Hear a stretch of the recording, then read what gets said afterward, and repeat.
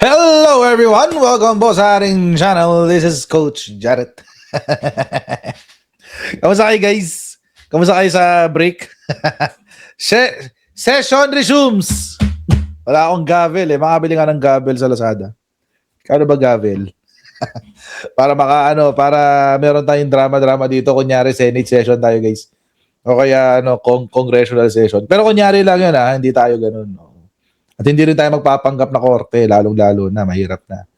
Baka mamaya, hindi pa man ako nag-uumpisa sa aking lawyer journey, disbarred agad ako. Ano ba gavel? Gavel. Ano natin? Uy, mura lang siya. Bibili akong gavel. Para ano tayo? Open session, tsaka session break. Ayan. Okay, game. Saan natin sa ating topic? Si Pia kanina, Pia Cayetano, si Pia Cayetano. Nag-iiyak na naman kanina. Inaway na naman si Risa Ontiveros. Round 2. Round 2 sila ni Risa Ontiveros. Yung una, yung first time mga kababayan, dahil dito, kung if ever lang, tawag dito, kung nakakalimutan nyo lang, yung first time mga kababayan, ito yung umiyak si Pia Cayetano na hindi raw siya kinakamusta. Oo, di raw siya kinakamusta, di man lang daw kinamusta, kung okay daw sila. Napaka-traumatic. Sobrang traumatic ang pinagdaanan namin, sabi ni Pia Cayetano. Tapos, after nun, bigla siya nawala. Actually, after nung pagkaka-aresto kay Jinggoy Estrada, lahat ng minority naglahong parang bula. Alam nyo, ako feeling ko naman hindi matatanggal si Alan Peter kung sumipot lang siya ng 3 session. I think yung pag-boycott nila it has of course it's strategic para masigurado na hindi siya matatanggal at least during the session. Kaso mga kababayan, yung pag-boycott nila, it aggravated everything na palala or lumala yung mga bagay-bagay na to the point na sobrang ikinabwisit yun ng taong bayan. As in, buwisit! Galit na galit ang taong bayan sa mga Cayetano. Galit na galit. As in. And si Pia Cayetano ngayon, medyo na siya, medyo mas aggressive na siya kumpara dati. Medyo mas matapang na, mas maangas.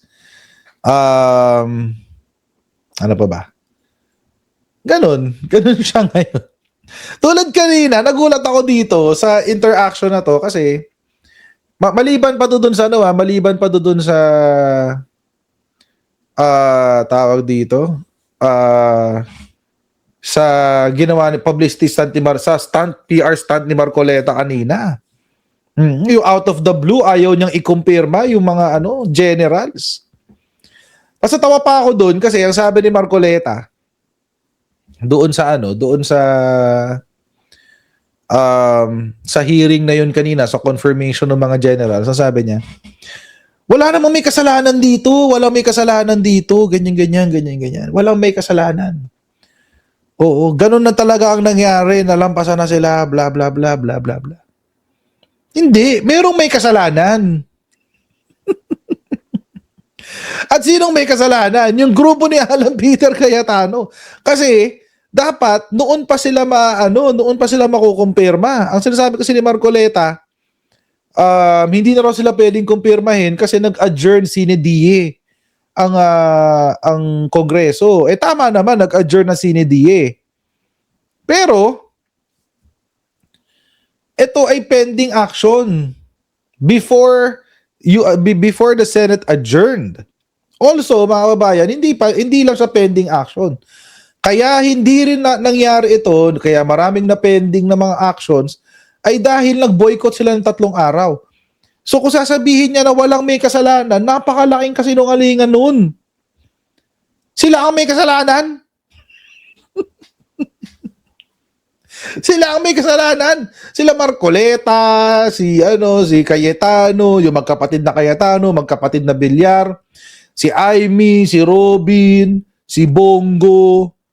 'Di ba? Kung di pa dumating si Chis Escudero, malamang sa malamang hindi magkakaroon ng bagong SP. Or at least during the time acting SP. Pero ngayon officially SP na siya. Yan nagpe-preside na nga siya ayan officially. So may kasalanan, merong may kasalanan. Ang may kasalanan, sila. So, wag niyo naman i-gaslight ang sambayan ng Pilipino para isipin namin na wala kayong ginawang mali. Nakakabobo naman yun. Parang, di ba? Sabi ni Waa ako Pake, nasagot na ba nila kung bakit sila nag-boycott? Hindi. Hindi naman lang sinasagot eh. Hindi naman lang sinagot eh. Kung ba't sila nag-boycott? Wala naman nakakaalam kung ba't, well, of course may mga assumptions. The assumptions are, dahil nga sa power grab ni Alan Peter Cayetano, ayaw niyang bumitaw, nagtatago para hindi magkaroon ng session. Pag walang session, hindi siya matatanggal. Kasi at that point, mga babayan, busit na yung mga tao eh. Busit na lahat ng Pilipino.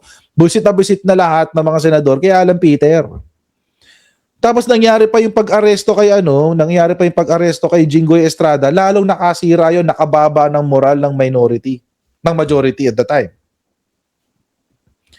O nung Cayetano Block. Naisip nila, okay, total naman, hindi na protektahan ni Alan Peter si Jinggoy, baka di rin ako kayang protektahan. Yun naman talaga ang katotohanan. Hindi naman talaga kayang protektahan. Paano mo naman kasi poprotektahan ng mali? Hindi ba? So, busy sa live selling kasi. So, mga kababayan, ayun na nga nangyari. Pero today, we have a new Senate President. So, ayan na nga, si Win Gatchalian, siya na ang bagong Senate President. At, itong si Pia Cayetano, bago pa lang siya pumasok ng session, may na siya, may angas na siya. Oo. Galit. May galit, guys. So, pakinggan nyo to. Maikli lang naman to. Pero tingnan nyo yung galaw ni Pia Cayetano dito. Ay, punta ka mute. Ka mag-mute. The new leadership, ma'am. Ulit. Are you happy, ma'am? Are you supporting the new leadership, ma'am? May presya na sila, di ba? Every day is a blessing. So, have no choice but to be happy, di ba? Yes. Sorry. Basta may presya. yung itsura ni Pia parang, ha? Are you kidding me? Para naman kasi si Raulo din yung nagtanong sabi, happy po ba kayo? Happy po ba kayo? Are you happy, ma'am? Are you supporting the new leadership, ma'am? Ayun. Itsura ni Pia, I can't believe it. Are you kidding me? Grabe naman din kasi yung tanong, nakaka-insulto talaga. Nakaka-insulto yung tanong, guys. Oo. Tapos, ang sumagot, yung kanyang kaututan dila na si Loren Legarda.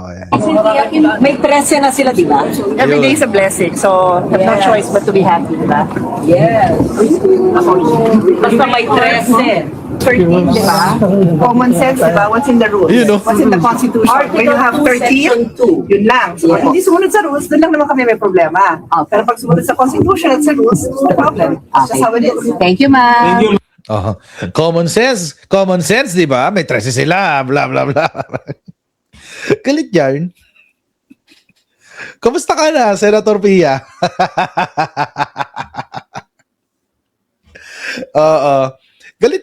Galit yan. Kalmahan mo naman, Sen Pia. Grabe ang gigil eh. Kitang-kita eh. Basta may presya. 13, di ba? Common sense, di ba? What's in the rules? What's in the Constitution? When you have 13, yun lang. So, pag hindi sumunod sa rules, doon lang naman kami may problema. Di ba? Bakit? Sabi ni Manat Bay, ba't ang sungit? Ba't ang sungit? Bakit ka naman masungit, Sen Pia? Wag masungit. Di ba? Hindi naman yun yung I mean, sorry. Muli tuloy. nakakabwisit naman kasi talaga yung nangyari. I mean, maski ako kung ako nasa posisyon ni Senator Pia, mabubwisit din ako di ba? Pero, sana hindi ka na lang nag-comment, di ba? I have no choice but to be happy, sabi ni the time traveler. Oo nga. Basta may 13, basta may 13. Alam nyo, kahit naman walang 13, valid yung 12. Valid yung 12 para tanggalin kayong lahat. Alam nyo mga kabayan, uulitin ko lang yung mga sinasabi ko nung mga nakaraang araw pa. Kung totoo na hindi valid yung 12, bakit hindi sila nagpakita para i-challenge yung 12? Di ba? Sana nagpakita kayo para i-challenge yun. Yung 12 na yun. Kasi kung solid naman ibig sabihin, mga kababayan, kaya hindi sila nagpakita. Ito, I'll answer my own question. Kaya hindi sila nagpakita kasi alam nila na nanganganib na yung 12, yung 11 nila. Nararamdaman na nila na may tatawid. Kaya siguro, behind the scenes, nandiyan na yung kwento-kwentuhan, usap-usap muna, dito ka muna. Huwag ka muna lumipat. Pag-usapan muna natin yung next strategy natin, blah, blah, blah, blah, blah, blah. Yun yung nagaganap doon, mga kababayan. Yun yung hindi nila sinasabi. Kasi kung valid kasi yan, kung invalid, dapat, kailan ba nangyari yung June 3? June 4, kahit walang session, nagpunta na sila sa Supreme Court. Challenge siya nila sa Supreme Court. Or sila mismo, nagharap-harap sila dyan. Sabihin ni Alan Peter, ako pa rin ang Senate President, magtatawag ako ng All Senator Caucus. Mag-usap-usap tayong lahat. Ano ba yung trip nyo? Hindi valid yan. Ako pa rin ang SP. Kaso hindi niya ginawa Ang ginawa niya, nag-live selling siya So, paano gagawin? Ano i-expect namin? Expect namin na natanggapin lang yun? Yung mga notice? Yun. Huwag nyo na ipilit yung 13-13 nyo. Alam naman namin lahat na para makapag-elect ng bagong Senate President, kailangan mo ng 13. Pero hindi sinabi sa konstitusyon na para magtanggal ka ng Senate President at iba pang mga elective officials sa Senate, kailangan mo rin ng 13.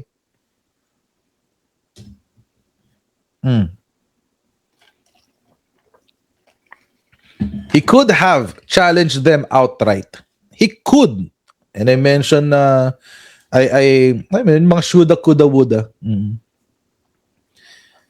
He could have, he should have, and he would have gotten a different result. Kung ganun ang ginawa niya. Kaso hindi ganun ang ginawa niya Di ba? Pinilit niya yung pandaraya na ginagawa niya. Pinilit niya mag-live selling. O di, yan. Wala nang nangyari. Iyak. Iyak ka talaga. So, wala sa lugar itong pagtataray dito ni Pia Cayetano. At the very least, you could have said, may 13 na sila, o di tapos. Wala na yung common sense, di ba? Common sense, may 13 na sila, di ba? O, susunod lang naman tayo sa Constitution. Pag sinulat sa Constitution, yun ang susundin natin. Nakasulat sa Constitution, pwede kayong gumawa ng sarili nyong rules. Paano yun? Ba't di nyo sinusunod yung sarili nyong rules? Di ba, Pia Cayetano?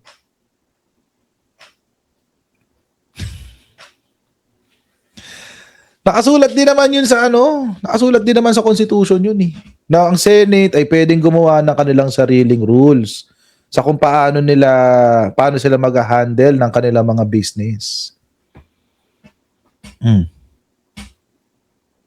Kasama doon sa rules na sinabi ng Senado ay kailangan may quorum bago magkaroon ng business. Kailangan may quorum. At base sa desisyon ng Korte Suprema na pinagbasihan ng mahigit sa 15 session, valid ang 12. Sa 15 session na yun, hindi natin alam kung ilan na yung na-attenan ni Pia Cayetano, ilan na yung na-attenan ni Loren Legarda. Di ba? Yan ang problema kapag selective ka kasi. Oo. Kapag namimili ka lang ng papaniwalaan mo. Pag namimili ka lang ng gusto mong pakinggan, yan ang problema doon. Or pag iniintindi mo lang yung gusto mong intindihin, or kapag yung gusto mo lang kausap ay yung mga taong gusto ka. 'Di ba? Tulad ng mga DDS.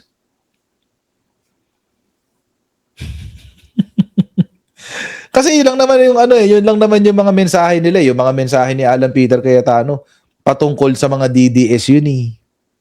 Hindi naman yun para sa sambayan ng Pilipino. Kaya nga hina-highlight niya hina-highlight yung flood control. Kasi yun doon natatapos ang utak ng DDS sa flood control. Para sa kanila, yun na yung yun na yung proof, yun na yung patunay na ang Marcos administration ay corrupt. Kaso hindi napatunayan ng flood control na corrupt ang Marcos administration. Ang napatunayan ng flood control, yung build ni Rodrigo Duterte ay isang napakalaking kasinungalingan. Yun ang napatunayan. Mga kababayan, tinan nyo. Balikan nyo yung history, balikan nyo yung kasaysayan. Yun ang napatunayan eh.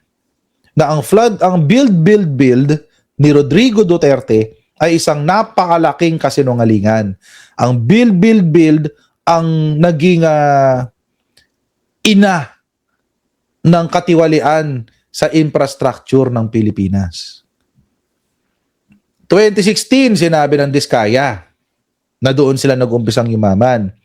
2018, natuklasan ng ICI na 2018 nagkaroon ng unang sistema ng korupsyon sa flood control. Yan ang sinabi ni Babe Singson. 2018. 2019, merong expose si Andaya na merong 300 something billion pesos na tawag dito na ninanakaw sa pamamagitan ng flood control. 2019 yun. Sino ang nun? Sino ang appropriations chairman? Si Eric Yap. Na best friend ni Pulong. Kaya siya may 51 billion. Si Eric Yap din may 36 billion. Di ba? My goodness. Lahat bumalik eh. Lahat. So alam nyo mga babayan, ang ama ng flood control scam ay walang iba kung hindi si Rodrigo Duterte. Sa pamamagitan ng build.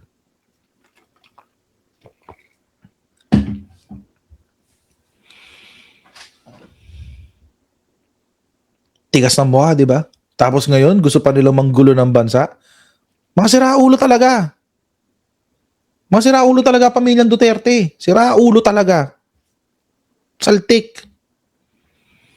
Totoo lang. Tapos magtatara ito si Pia Cayetano. Inaangguluhan nila na parang, well, I'll go deeper into that later kay Alan Peter. Tutok muna tayo kay Pia. Noong una, yan. O, sabi ni Margo, at ang pagkamatay ni Andaya, noong una akala ko self-deleting yan eh. Dinilit ni Andaya yung sarili niya. Yun ang unang akala ko. Pero nung tumagal, di pala siya self-delete, mga babayan. Hindi pala siya self-delete. Mukhang ngayon nagkakaroon ng kwento-kwento na hindi siya self-delete, na siya ay sinugi. O, si Magalong, isa rin yan eh. Nakinabang sa mga Diskaya yan eh. Si Magalong. O.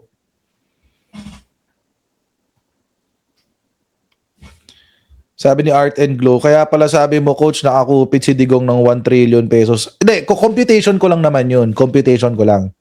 Hindi yun facts. Hindi pa yun fact. Pero ang mga approximately 1 trillion. Ang basis ko dyan, yung sa inutang na 7 trillion pesos. Yung inutang na 7 trillion pesos. Yun yung ano ko dyan. Yun yung theory ko dyan.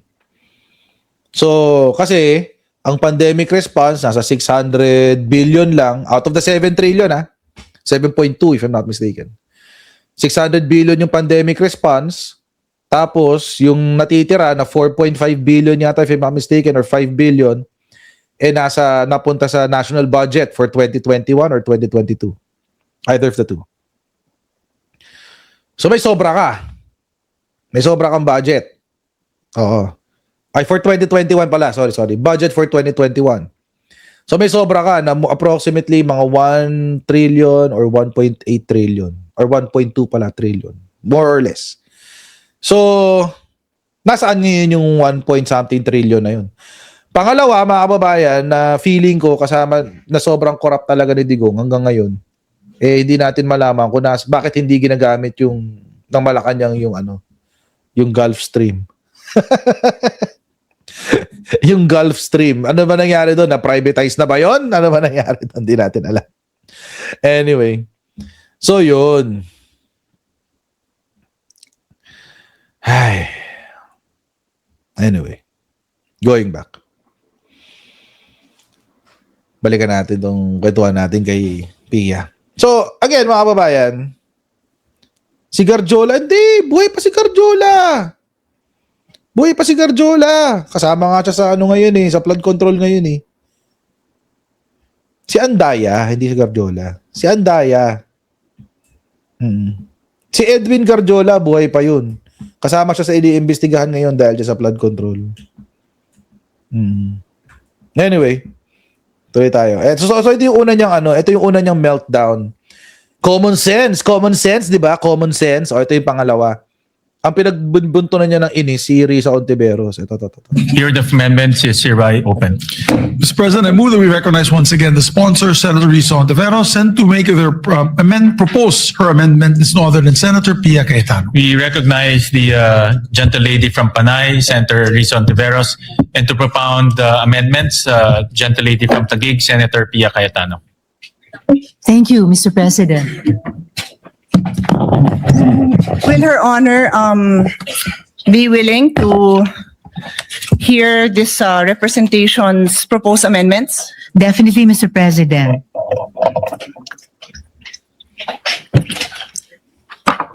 Thank you, Mr. President, because earlier this morning, Her Honor put on record that no amendments were submitted. None may have been submitted, but our name is on the list to propound amendments. So thank you to the Majority Floor Leader who was gracious enough to allow us to still propose our amendments. You're welcome, Mr. President. I made a No, record I earlier that thank there the Majority were... Floor Leader, not Her Honor, because Her Honor Oh. closed the period of amendments despite our name being there. Well, Mr. Nagtataray si Pia Cayetano. Kamusta ka na ba, Pia? Kamusta ang mental health mo? Okay ba ba? I was thinking the Majority Leader because you closed the period of amendments earlier.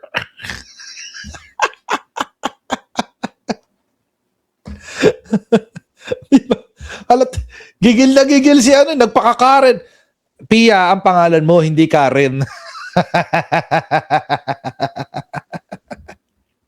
Oo.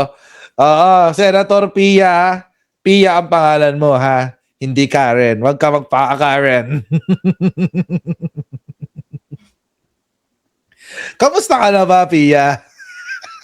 Kamusta? Kamusta na ba ang mental health natin dyan? Okay ka pa ba? Diyos ko. Ngayon daw Karen na, sabi ni Tyke. Well, ngayon Karen na. Diyos ko. My goodness. Ulitin natin yung pagkataray ni Pia. Sinagot din naman siya ni Risa Ontiveros dyan. Sana ba? Sabi sagot ni Risa. Ayan. Her Honor Oh. closed the period of amendments despite our name being there. Well, Mr. President, just to reiterate, in this morning's session of the special session, I made of record that there were no more committee amendments and no other colleagues had submitted proposed individual amendments. And I said repeatedly more than once that if the body allows, that I would respectfully move to close the period of amendments. And that is also why, Mr. President, this afternoon, when the majority leader Wait.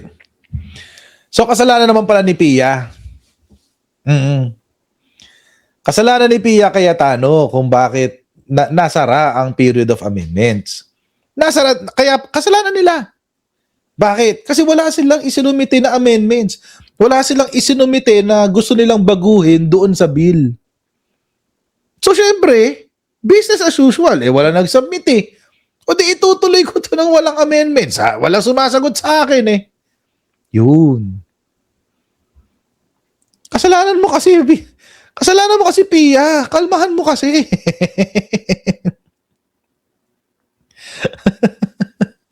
Diba? Di dapat, kung gusto mo palang may baguhin dun sa batas na ipinopropose, di sana, nagsumiti ka ng individual amendments.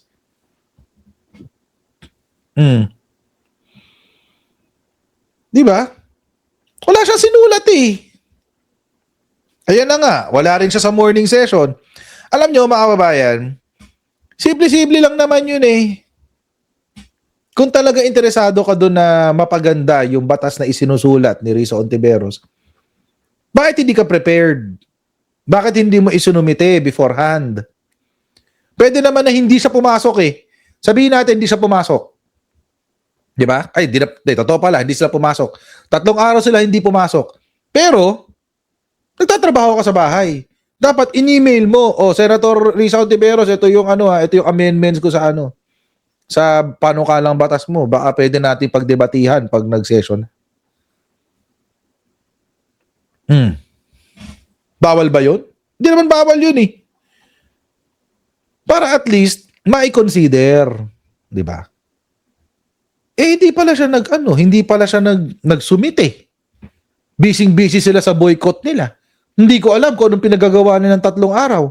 Tapos after nung 3 araw na yon, meron pa silang 2 linggo na nakabakasyon. Anong ginagawa niya?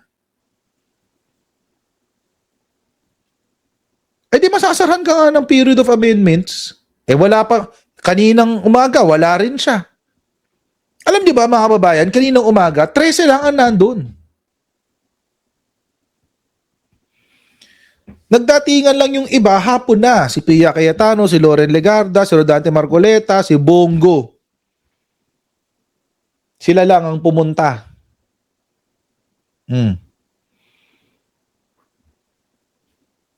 Diyos ko, nagtataray siya, kasalanan naman pala niya. Di ba? Tuloy natin. Si Amy, nandun pala kanina. leader asked me on behalf of the gentle lady from Taguig and Pateros to reopen, I readily agreed. Because my interest, like any other member of the chamber, is to move our bills forward. And if this afternoon, the gentle lady is desirous to present the amendments, then by all means, I gave way to the reconsideration, Mr. Thank you. President. I'll just remind the body that the practice is usually staff to coordinate if there's a name on the list, because sometimes the person who made the reservation would waive their right, and that's quite common, or sometimes they would submit their amendments, or sometimes they would ask for a later time. So on that note, I'm ready to proceed. Yes, Mr. President. On page Wala 1, naman line siyang sinabi. 14, after the word sir, Wala rin naman kinommunicate yung staff niya. Meron bang pinadala yung staff niya?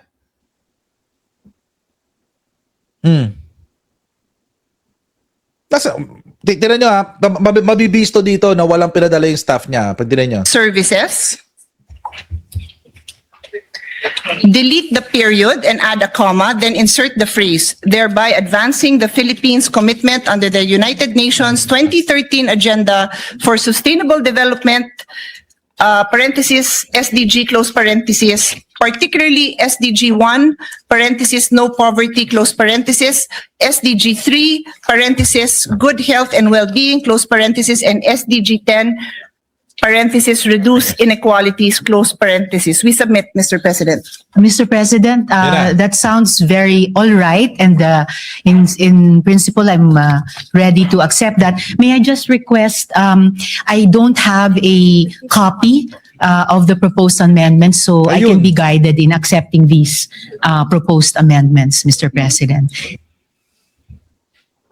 Wala kayong kopya ng amendments eh.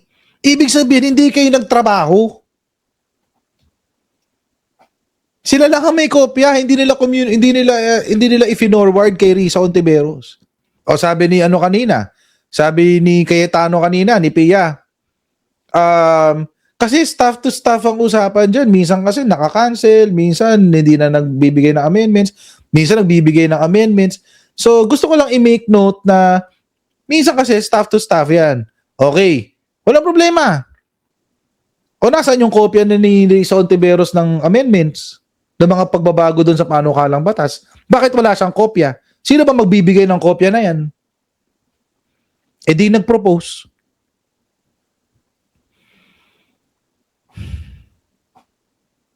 Yung nag-propose. Sino ba yung gusto magbago nung panukalang batas? Di ba si Pia? So trabaho niya na ibigay yan, yung kopya na yan, na pinapakita sa screen natin, trabaho niya na ibigay yan dyan kay Risa Ontiveros. Kasi siya yung may binago. Ano namang hula si Risa Ontiveros dyan? Hulaan ko, ano kaya yun? Ano kaya yung gustong baguhin dito ni Pia? Wait lang. Magpapakaano ako. Nostradamus ako dito. Di ba? Nostradamus ako dito. Gagalingan kong panghuhula dito. My goodness. Gagamitin ko ang aking kapangyarihang pagbabasa ng isip ni Pia Cayetano. Ganon? Alokohan? Ibig sabihin, sa panahon na nag-boycott sila, hindi sila nagtrabaho. Kain man lang sana desk work, di ba? Anong desk work na lang? Hindi naman si Rudy Baldwin yan, si Risa Ontiveros eh. Risa Ontiveros ang pangalan niya, hindi Rudy Baldwin. If the staff of the gentle lady could also provide my staff a copy so we can be guided, Mr. President. May we request the staff of Senator Pia there's a guide so Senator Risa can follow the amendments, or we can just flash it. Maybe we Yes, can. thank you, Mr. Yeah, if we President. have something that we can I think it flash. would be best to flash so Yeah. everyone can follow. Yeah. I-flash na lang daw. I-flash na lang daw kasi Session wala raw siyang suspended. kopya. Thank you, Mr. I-flash na lang daw kasi wala siyang kopya nung amendments. Hearing none, Actually, hear the meron pang isang medyo extended na part na napanood ko kanina. Ang sabi niya, yung amendments daw ay nasa kanyang computer. Sa kanya lang daw na kopya yun. Imagine. Kasama daw kasi doon yung notes niya, etc., etc. So, hindi mo man lang i-finalize yun at ipinadala sa pamamagitan ng iyong staff. Sabi mo sa staff mo, staff, padala mo na kay Risa to, amendments ko sa panukalang batas niya. Walang ganun. Ang tawag dyan, irresponsable. Nag-boycott na nga kayo, sinagad nyo naman. Hindi talaga kayo nagtrabaho. Diba? Pwede naman kayo work from home, hindi kayo nag-work from home. Ang tawag dyan, katigasan ng mukha. Ang titigas ng mukha nyo, mga Cayetano kayo. Tama lang yung sinabi ng kapatid nyo, ni Lino Cayetano, na dapat wala nang tumatakbong Cayetano. Let's go. Ganyan ba problema? Kaya kailangan lagi kang kinakamusta? Kamusta ka na, Pia? Okay ka pa ba? Kamusta trabaho mo? Dapat ganun ang kamusta sa kanya. Di ba? Di ba, mga kutsero? Dapat ganun ang pangakamusta dito kay Pia Cayetano. Pia, kamusta trabaho mo? Okay pa ba? Diyos ko. Padagdag naman ang likes dyan, guys. Grabe naman kayo. 688 lang yung likes natin, pero 2,690 tayo dito. Grabe naman. Padagdag naman. Oo. Ayan, yung mga ganyan, no? Yung mga comment ni Ultra Tito. Ayan. Kamusta na? Nagtatrabaho ka ba? Bisa ginaganyan ko yung mga empleyado ko eh. Kamusta kayo? Kamusta ang trabaho nyo? Ganun eh. Keres. Pia, how's your work today? Have you met your goals for today? Kamusta ang targets mo? Okay pa ba? On target ka ba, Pia? Ganun dapat eh. Oo. Kasi talagang di sila ng trabaho. Kinarir talaga. Bakasyon. Oo, bakasyon talaga. Titigas ng muka.